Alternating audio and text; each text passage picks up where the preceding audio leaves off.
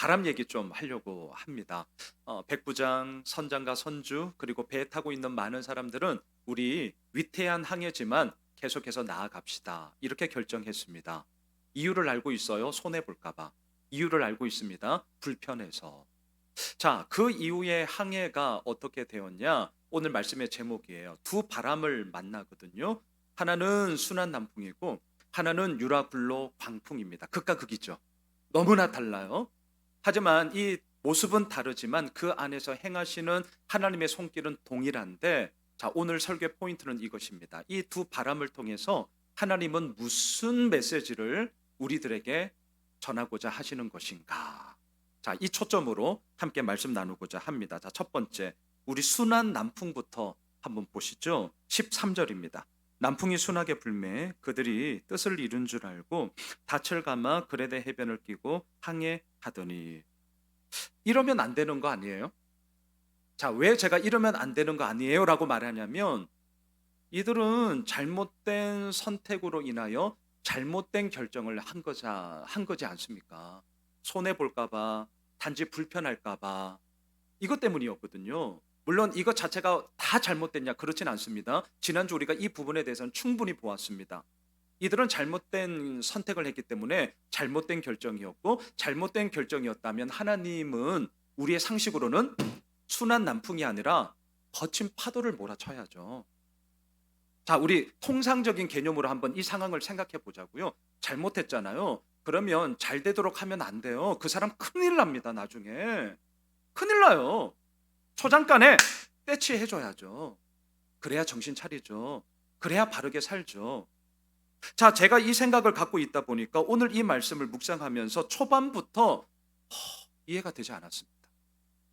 저는 오늘 설교 결론에도 우리 형근사님 장례 이야기를 함께 좀 나누고자 하는데, 이번 한 주간 제 마음속에, 아니 지금도 계속 좀 남아있는 한 단어가 있다면 이해하지 못함이에요. 이해하지 못함. 그 생각이 있어서 그런지 모르겠지만 오늘 이 13절은 더던득군다나 저는 잘 이해가 안 되었습니다. 왜 순한 남풍을 불게 해요? 아니 잘못했는데 그러면 따끔하게 혼을 내야죠. 거친 파도를 확 몰아쳐야죠. 비바람을 몰아쳐서 아예 출항하지 못하도록 꽁꽁 묶어버려야죠. 그래야 이게 뭐지? 그러면서 우리가 뭐 잘못했나? 이렇게 돌아보고, 뭐 그렇게 사람이 자각을 하면서 일깨움을 얻게 되는 것 아니겠냐 이 말입니다. 그런데 왜? 아니 도대체 왜 하나님은 거친 풍랑이 아니라 순한 남풍을 이렇게 불게 하시지? 도대체 이게 뭐지? 저는 정말 이해되지 않았고요. 왜 이렇게 하셨을까? 도대체 이유가 뭘까? 오늘 설교 준비하면서 여기서부터 꽉꽉 제가 막혔습니다. 저는 말씀을 묵상하다가 이런 질문 많이 던지는데요. 제가 좀 똥꼬집이 있어요. 똥꼬집이. 뭐냐면 그날 이렇게 본문을 묵상하다가 이런 질문들이 생기지 않겠습니까? 그러면 그 질문에 대한 대답을 어디서 찾느냐? 그 본문 안에서 찾아야 한다. 저는 좀 여기에 대해서 나름의 똥꼬집을 갖고 있습니다. 이유가 있어요. 예를 들어 볼게요. 자, 우리 교회에 어떤 문제가 있다고 예를 들어 봅시다. 뭐 문제 없는 교회는 없으니까 우리 교회도 마찬가지고요. 자, 문제가 있어요. 이 문제를 해결하는 가장 최선의 방법은 뭐냐면 그 공동체 안에 있는 구성원들끼리 뭐 지지고 뽑고 싸우고 때려 패고 막 넘겨들고 헤드락 걸고 등등, 그러한 일이 있다 할지라도 그 공동체 구성원들 안에서 가장 최선의 해결책을 모색한다면 그것만큼 최상의 방책은 없습니다. 이건 분명해요. 그런데 생각해 보세요. 교회 안에서 어떠한 문제가 도저히 해결이 되지 않아서 이 문제를 밖으로 딱 갖고 나가는 순간 어떻게 되는 줄 여러분들은 잘 아실 거예요. 어떻게 되죠? 제3자가 각각의 입장이 다 갖고 있잖아요. 그래서 때로는 객관적인 입장으로 객관적인 얘기를 한다고 하지만 그 객관적인 이야기는 정작 그 공동체 안에 있는 사람들에게는 아주 서슬프런, 아주 차갑고 냉혹하리만큼 추운 칼이 되어서 난도질 당할 때가 엄청 많습니다. 엄청 많아요. 자, 이게 비단 교회 문제뿐만이겠어요? 아니에요. 가정 문제 똑같습니다. 부부 문제 똑같아요. 우리가 일하고 있는 일터의 문제 똑같고요. 사람과의 관계도 똑같아요. 어. 자, 제가 좀 이런 생각을 갖고 있어서 그런지는 모르겠습니다만 저는 말씀을 대할 때도 똑같습니다. 어떠한 이 부분을 가지고 질문을 딱 생겼다 그러면 좀 고집스러울 만큼 그 본문 안에서 답을 찾아야 한다. 왜냐하면 다른 본문으로 가면 얘 답 찾을 수 있어요. 그리고 어쩌면 더 좋은, 더 맞는 답을 찾을 수도 있을 겁니다. 제가 이거 부인하는 게 아니에요. 하지만 그러한 것들이 너무나 쉽게 우리의 삶에 들어오기 시작하면 저는 단지 지금 신앙 얘기만 하는 거 아니에요. 하나님과의 관계 속에서 이루어지는 이러한 삶의 태도는 우리가 이 땅을 살아가는 삶의 모습 가운데도 그대로 영향이 가기 때문입니다. 불편할 수 있거든요. 손해 볼 수 있거든요. 어려울 수 있거든요. 그래서 그것을 다른 부분으로 가서 찾는다. 그럴 수 있어요. 충분히. 저도 그랬었거든요. 하지만 뒤늦게 제가 이제 알게 된 게 있죠. 양순웅이가 언제 컸냐? 양순웅이가 언제 성장과 성숙이 되었냐라고 돌아봤을 때는 단연코 10중 8구는 그 자리 속에서 몸부림을 치면서 때로는 진액을 쏟아내면서 뭐죠? 도대체 뭐예요, 주님? 그리고 그 가운데서 답을 찾았을 때. 예, 그거예요. 그러한 진액과 몸부림의 이야기가 결국 우리의 틀을 하나하나 골격을 넓혀가는 것이지 그 가운데서 다른 어떠한 것들로 채우기 시작한다면 끝이 없을 겁니다. 허덕허덕거리다가 결국에는 배고픔으로 뭐야? 이렇게 돼버린단 말이죠. 저는 오늘 본문도 마찬가지입니다. 왜 거친 풍랑이 아니죠? 막 비바람 몰아쳐야죠. 잘못 결정했으니까 이놈들 한번 맛 좀 봐. 따끔하게 혼내야죠. 초장간에 잡아야죠. 근데 왜 순한 남풍을 불게 하지? 여러분 어떻게 생각하셔요? 저는 답을 13절을 통해서 답을 찾았습니다. 잘 보시면 그게 뭐냐? 그들이 뜻을 이룬 줄 알고. 자, 이것 때문이었습니다. 다시요. 그들이 뜻을 이룬 줄 알고. 이것 때문이더라고요. 본인들은 뜻이 이루어진 줄 알고 좋아라 하고 있죠. 상상해 보세요. 지금 막 엄청 좋아라 하고 있습니다. 하지만 하나님은 달랐습니다. 위태한 항해를 강행하겠다는 이들의 선택, 이들의 결정은 잘못된 것이었거든요. 지금 이들이 이룬 줄 알고 좋아라 하고 있는 그들의 뜻은 잘못된 뜻이었단 말이죠. 하나님은 이것이 얼마나 어리석은 것인가 깨우치고자 한 것인데 오늘 첫 번째 포인트. 그 깨우침 가운데 뭘 했느냐? 순한 남풍을 불게 하셨다는 거예요. 이것은 곧 하나님의 역설인데요. 다시 말할까요? 순한 남풍은 어설프게 혼내기 위함이 아니라 제대로 따끔하게 혼내기 위한 하나님의 빌드업이었다. 제가 오늘 축구 용어를 좀 빌려 쓸게요. 순한 남풍은 어설프게 혼내고자 함이 아니라 따끔하게 혼내기 위한 하나님의 빌드업이었다. 자, 이게 오늘 첫 번째 포인트입니다. 다시 쉽게 말하면 이겁니다. 잘해줄 때 잘해라. 요거예요. 자, 오늘 순한 남풍의 이야기는 잘해줄 때 잘해. 이거란 말이죠. 그런데 어떻습니까? 이러한 우리들의 삶의 면면의 모습 가운데는 잘해줄 때 잘해. 이러면 잘해야 되는데 저도 그런데요. 잘해줄 때 아니면 잘 나갈 때 뭔가가 될 때 자기 멋대로 자기 마음대로의 이야기가 얼마나 우리들 가운데 많은지를 모릅니다.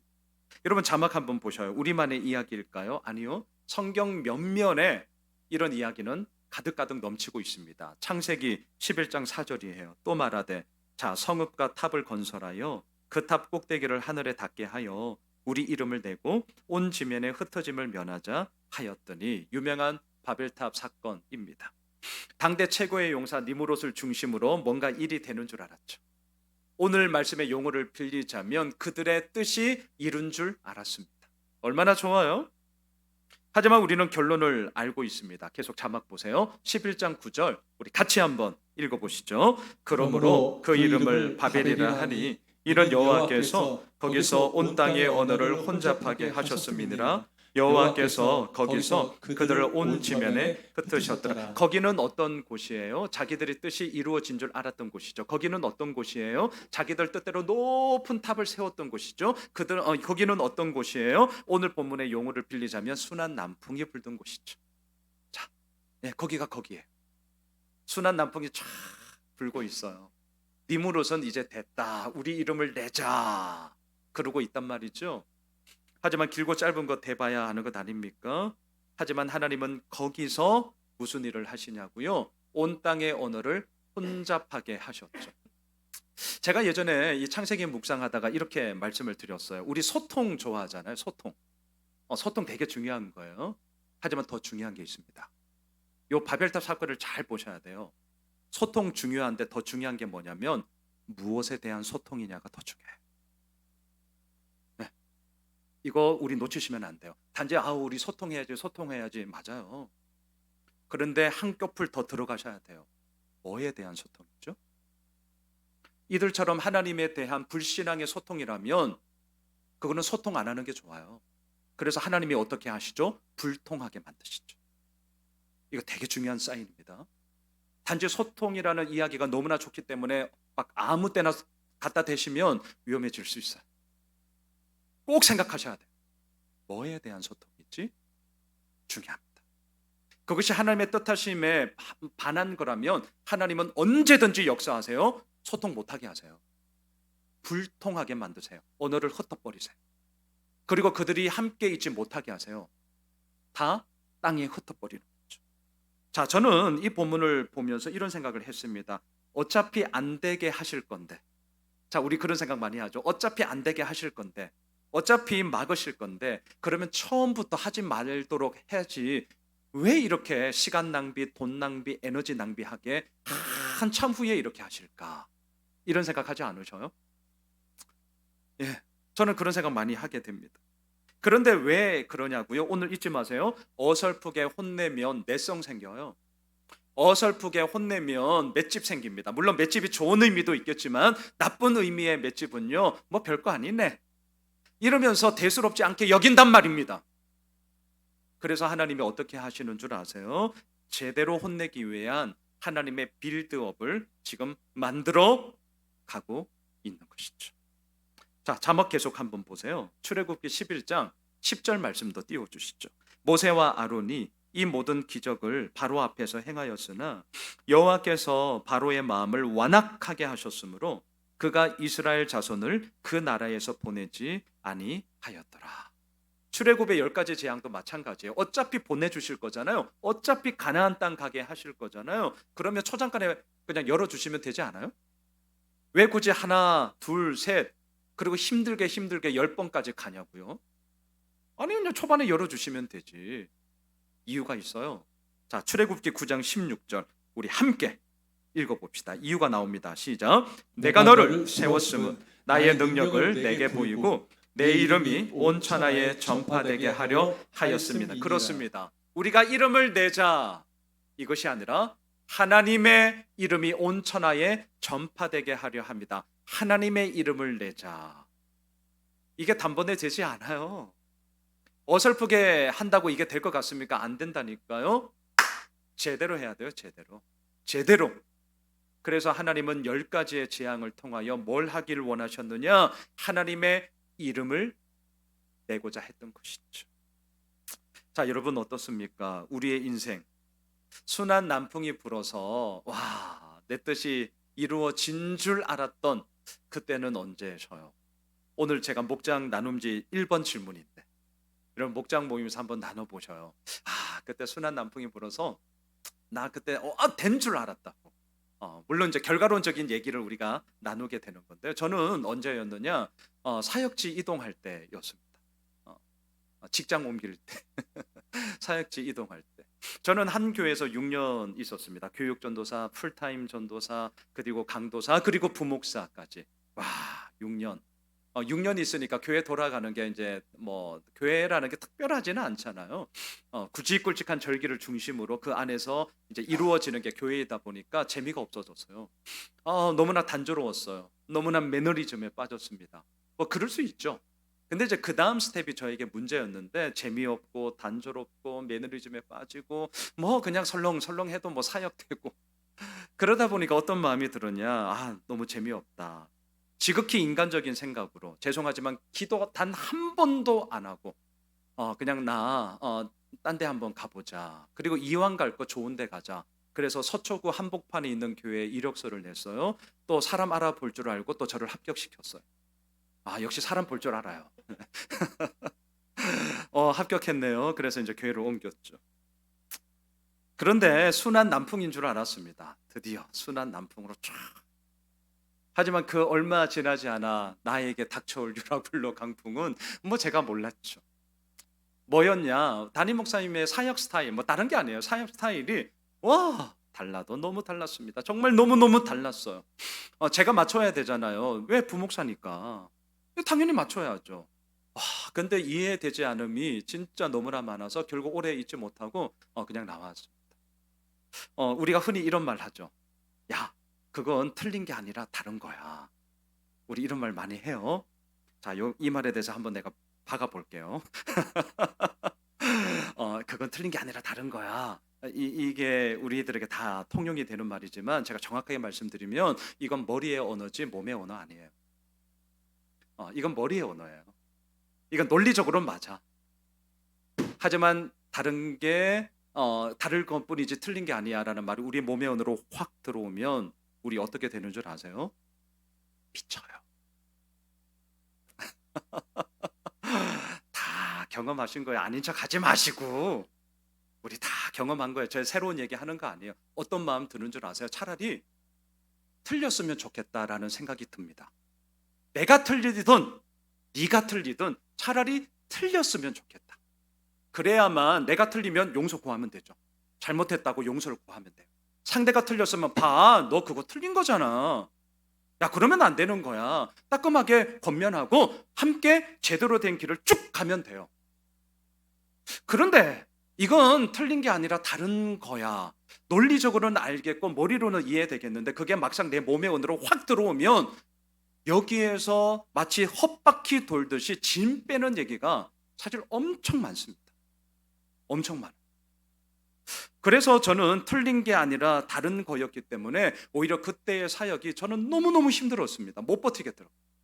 그래서 그냥 사직서 내고 그냥 나왔습니다. 자, 보십시오. 위태한 항해를 강행한 이들은 자신들의 뜻이 이루어진 줄 알았어요.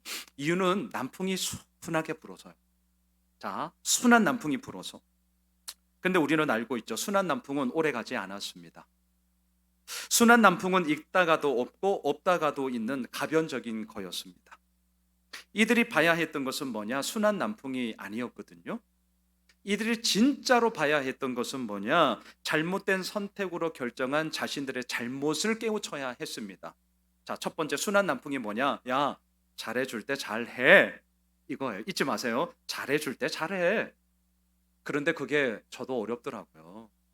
저도 돌아봤어야 합니다. 기도 한 번도 안 하고 단지 지겹고 재미없고 매너리즘에 빠져서 사역지를 옮겼다. 이거 쪽팔리는 얘기거든요. 근데 그때는 몰랐어요. 그리고 또 합격을 했어. 진짜 순한 남풍이야. 하지만 그 이후에 제대로 제가 알게 된 거죠. 이게 진행형 속에 깨달으면 참 좋았겠지만 결과론적으로 이루어진 것을 돌아보면서 지금에서야 뉘우치면서 여기에 대한 면역 주사를 제가 지금 맞고 있거든요. 여러분, 오늘 첫 번째 순한 남풍이 혹 있을지 모르겠습니다. 순한 남풍 잊지 마세요. 잘해줄 때 잘해. 이거야. 하나님께서 오늘 우리에게 말씀하십니다. 잘해줄 때 잘해. 그런데 잘해줄 때 잘하지를 못해요. 자, 두 번째 유라굴로 강풍이 있더라고요. 14절을 보시죠. 14절 같이 읽겠습니다. 얼마 안 되어 섬 가운데로부터 유라굴로라는 광풍이 크게 일어나니 순한 남풍은 어느새 사라졌습니다. 그리고 얼마 안 되어 유라굴로 강풍이 확 휘몰아치죠.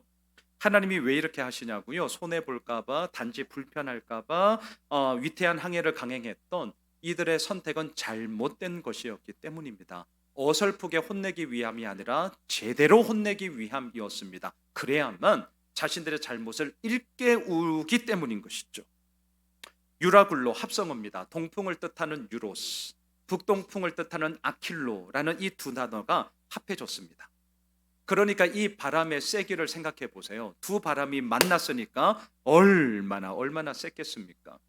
오늘 성경은 말합니다. 광풍, 미친 바람이다. 이렇게 표현합니다. 15절을 보셔요.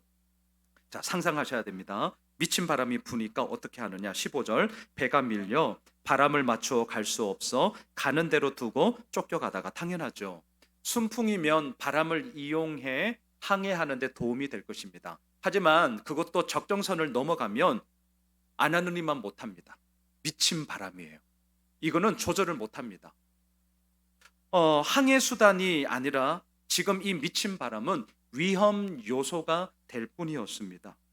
바람에 맞춰 갈 수 없었습니다. 이리저리 이제 쫓겨다니기 시작합니다. 18절을 보십시오. 같이 읽겠습니다. 우리가 풍랑으로 심히 애쓰다가 이튿날 사공들이 짐을 바다에 풀어버리고. 왜 짐을 버리죠? 조금이라도 이제는 배를 가볍게 해서 파도에 배가 침몰되지 않기 위함입니다. 그런데 잘 보셔요. 되게 역설적이죠. 되게 아이러니해요. 지금 이들이 위태한 항해를 결정한 이유는 짐 때문이에요. 손해 볼까 봐. 그래서 짐을 제때 팔아야 제값 받고, 제값 빨아야 자기들, 이 뱃사람은 연봉이잖아요. 거의 연봉 몇 달을 이렇게 하는 거니까 자신들이 먹고 살 수 있는 기반을 얻을 수 있었기 때문에 이들은 선택했단 말입니다. 그런데 그 짐 때문에 위태한 항해를 했다면 이제는 그 짐을 버리고 있어요. 왜? 살려고. 자, 우리에게 되게 중요한 메시지가 있죠. 우리는 우선순위가 분명합니다. 지난주 보았습니다. 선장과 선주의 우선순위는 하물, 배, 생명이었어요. 그런데 오늘 본문에서야 진짜 우선순위가 뭐가 되어야 하는지 우리에게 단연코 보여주죠. 우리가 가져야 될 우선순위는요, 생명, 배, 하물이라니까요. 거꾸로예요, 거꾸로. 하물은 있다가도 없고 없다가도 있습니다. 여러분, 하물이 많으십니까? 우선은 감사해 하십시오.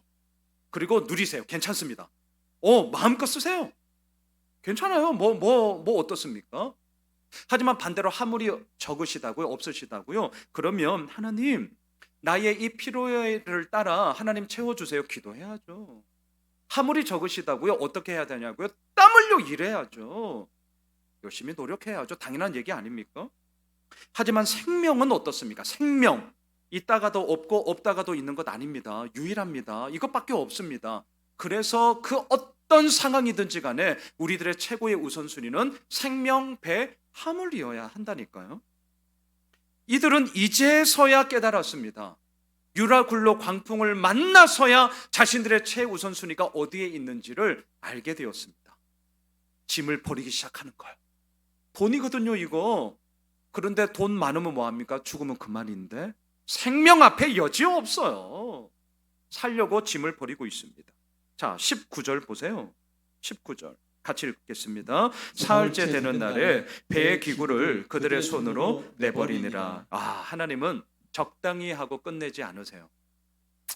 그래도 이거 있으면 우리 좀 살 길 찾아갈 수 있을 것 아닐까라고 생각했던 그 배의 기구들마저 이제는 하나하나 다 버리게 하십니다. 하나님은 정말 철저하세요.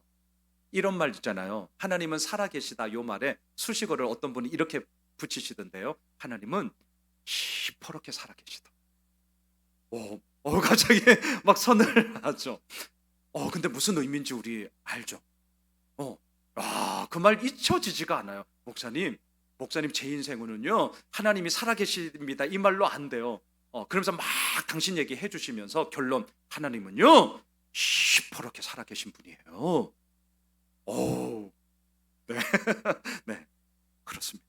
지금 하나님은요, 뭐 적당히가 없습니다. 사흘째 되면, 우리 작심 3세판이라고 3일 정도면 버팅기다가 이제 좀 잠잠해지겠지. 유라굴로 광풍도 좀 이렇게 이제 항로를 좀 옮겨가겠지. 아니요, 더 했습니다. 끝까지 가지고 있는 모든 것들을, 붙잡고 있는 모든 것들을 하나하나 내버리게 하십니다. 유라굴로 광풍은 3일이 지났지만 사라질 기미가 보이지 않았어요. 그래서 결국 다 버립니다. 왜? 살고 보자. 이제는 살고 보자. 이것밖에 남지 않았기 때문이죠. 남은 건 273명의 사람과 그들이 타고 있는 배만 남았습니다. 이제 진짜 아무것도 안 남았습니다. 자, 두 번째. 오늘 나누고자 하는 포인트의 두 번째 포인트. 유라굴로 광풍은 우리에게 뭘 말하냐? 저는 이렇게 정리할게요. 네 힘으로 될 것 같지? 안 돼. 자, 네 힘으로 될 것 같지? 안 된다니까. 내 힘으로 되는 거야. 하나님이 우리에게 원하시는 것은 무엇인 줄 아십니까? 부분적인 항복이 아니라 절대적인 항복입니다. 이게 오늘 유라굴로 강풍의 의미예요. 부분적인 항복이 아니라 절대적인 항복을 하나님은 우리에게 원하시기 때문이죠. 저는 성경을 읽을 때 동사를 되게 유의 깊게 봅니다. 여러분, 유라굴로 강풍을 만나고 나서 무슨 일이 벌어지느냐? 자, 동사들을 한번 보세요. 15절 맞추어 갈 수 없어. 그리고 쫓겨가다가 16절 간신히 잡았어요. 17절 걸릴까 두려워했어요. 연장을 내렸습니다. 하지만 그냥 쫓겨다녔습니다. 18절 심히 애써 보았습니다. 하지만 결국 짐을 바다에 버릴 수밖에 없었습니다. 오늘 본문 마지막 19절 배의 기구를 내버리니라. 동사가 어때요? 버리고 걸릴까 두려워하고 심히 애써 봤지만 아무것도 아닌 이거예요. 이게 유라굴로 강풍의 이야기라니까요. 뭡니까? 네 힘으로 안 돼. 내가 하는 거야. 하나님의 절대적인 항복을 우리에게 원하시는 것이죠. 지금 주일 제자반 그리고 화요 성장반 지금 수업 계속 진행하고 있는데요. 주일 제자반 이제 2학기 때 나누는 내용 중에 이런 게 있습니다. 여러분 한번 들어봐 주세요. 하나님은 당신을 허우적거리게 할 방법을 찾고 계시는 분이 아닙니다. 하나님은 당신 인생의 주인이 되기를 무척 원하십니다.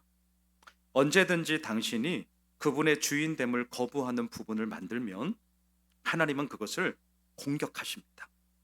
기억하십시오. 하나님은 나의 절대적인 항복에 관심을 갖고 계십니다. 말씀을 정리하겠습니다. 오늘 주보 칼럼에도 썼습니다. 지난 수요일 5시 14분 우리 동네에 있습니다. 저 칠보산 입구 쪽에 복음의 빛 동산교회 목사님이 전화를 주셨어요. 웬일이지? 목사님 반가워요. 아유 오랜만에 이래 통화하네요. 근데 그 다음 목소리가 그렇게 좋지 않았습니다. 목사님. 예, 웬일이세요?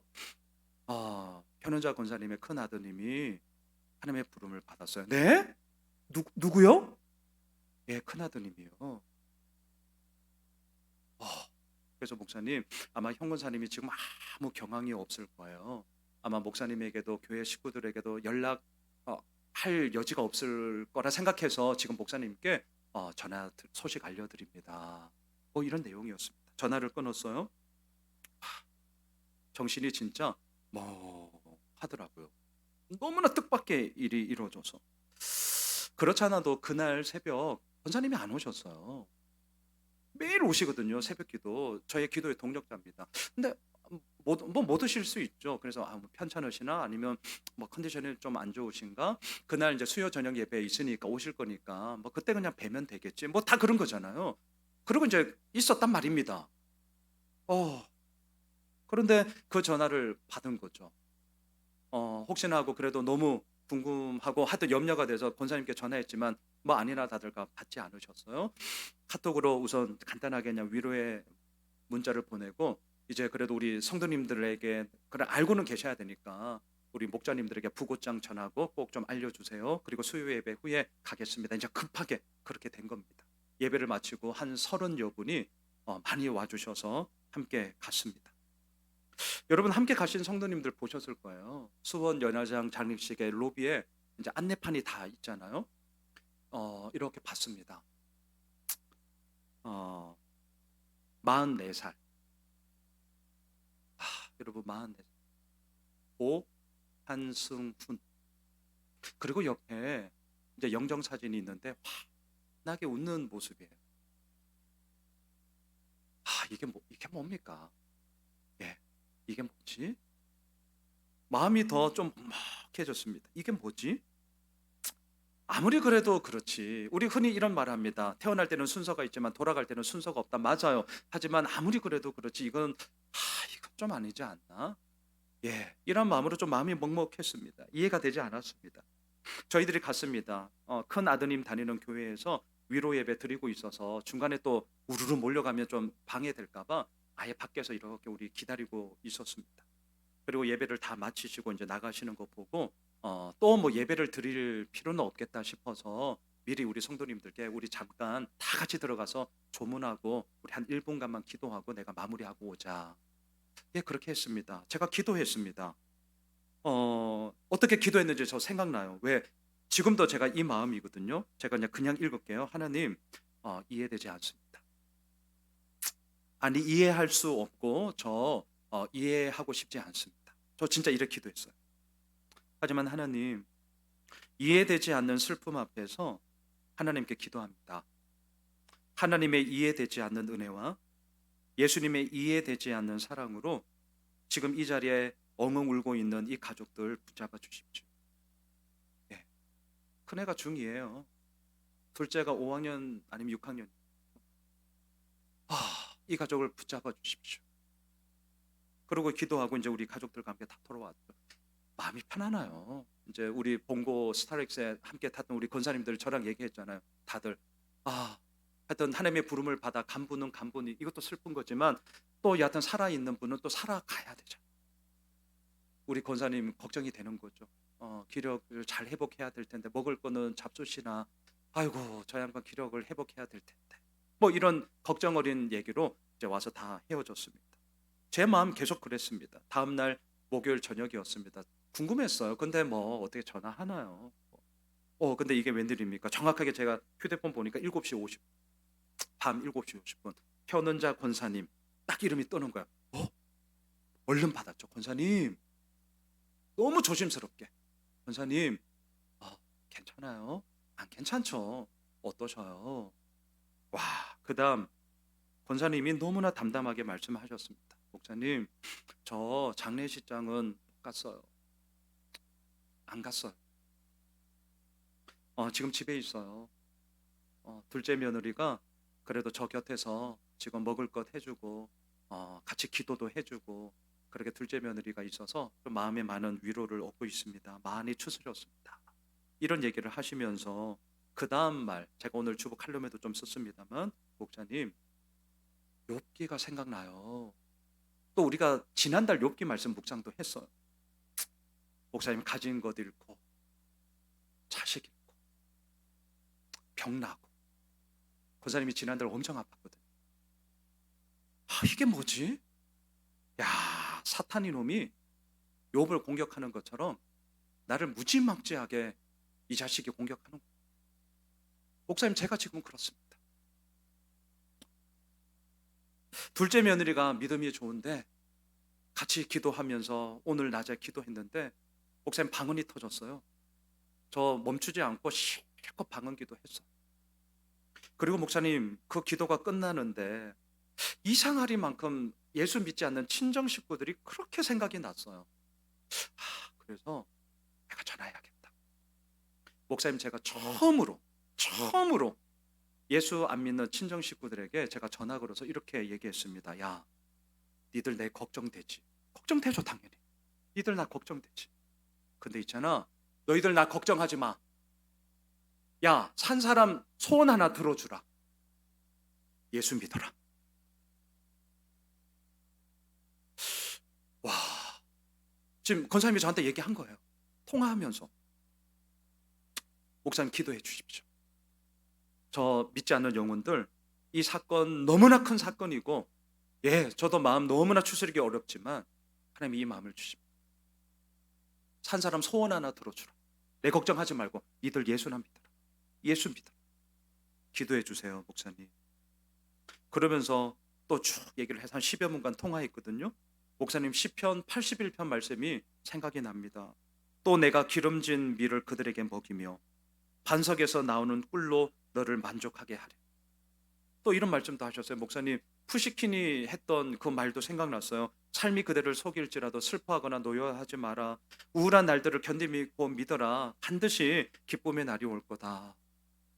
목사님 이런 말들이 생각이 나면서 저 이겨 나가고 있습니다. 목사님 너무 감사하고 우리 믿음의 가족들 너무너무 감사하고 제가 꼭 이기고 다시금 뵐게요.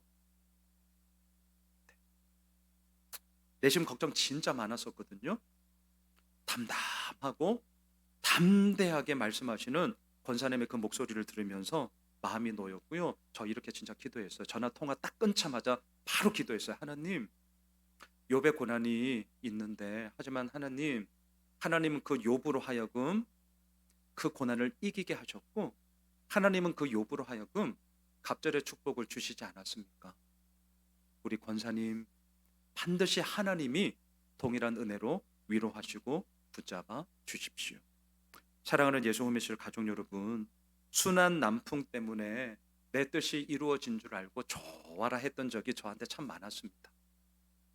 하지만 얼마 지나지 않아 언제 그랬냐는 듯이 유라굴로 광풍으로 모든 것을 다 내어놓는 그 순간 결국은 하나님이 하시는구나. 그제서야 참 무식하죠. 저도 참 완악한 인간이에요. 그제서야 그나마 그거라도 깨달았던 적이 있어서 제가 이렇게나마 목회를 하고 있습니다. 우리 잊지 맙시다. 저는 머리의 언어 지금 말하고 싶은 거 아니에요. 순한 남풍 유라굴로 강풍이 우리를 이렇게 일으키며 빚어간더라. 이건 만만치 않은 얘기입니다. 저는 몸의 언어 말하고 싶은 겁니다. 하나님이 이렇게 하시는 이유가 뭐냐고요? 하나님이 원하시는 것은 부분적인 항복이 아니라 절대적인 항복을 원하시기 때문입니다. 하나님이 이렇게 하시는 이유는 무엇이냐고요? 우리의 삶의 주인이 누구냐? 너 대답해. 양 목사, 양순홍 너 대답해봐. 예, 그 대답에 오직 주님뿐입니다. 그 답을 원하시기 때문이죠. 바라기는 여전히 이해되지 않습니다. 저 이렇게 설교를 한다고 해서 모든 게 다 이해되지 않아요. 이해하고 싶지도 않습니다. 네, 이해하고 싶지 않아요. 하지만 이해할 수 없는 일은 앞으로도 많을 겁니다. 제가 이렇게 설교하고 끝나면 우리 믿음은 아무 소용 없을 겁니다. 자, 저의 결론은 이것입니다. 이해되지 않고 이해하고 싶지 않고 이해되지도 않는 일이 있을 거예요. 하지만 그때 꼭 기억해 주십시오. 하나님의 그 사랑이 이해되세요? 예수님의 그 십자가 죽음이 이해되세요? 우리 한번 따져보십시다. 따져보면 답이 안 나와요. 이미 이해되지 않는 사랑과 이해되지 않는 은혜가 오늘 우리를 여기까지 이끌어 오셨단 말입니다. 그러하기에 이해되지 않는 문제가 있을 겁니다. 하지만 그 이해되지 않는 문제 앞에 답답할 수 있어요. 힘들 수 있어요. 하지만 믿음이 뭡니까? 그 이해되지 않는 상황 가운데 하나님의 이해되지 않는 은혜와 예수님의 이해되지 않는 사랑으로 그 문제를 이겨나갈 수 있으며 그 가운데서도 우리 앞서 늘 찬양하잖아요.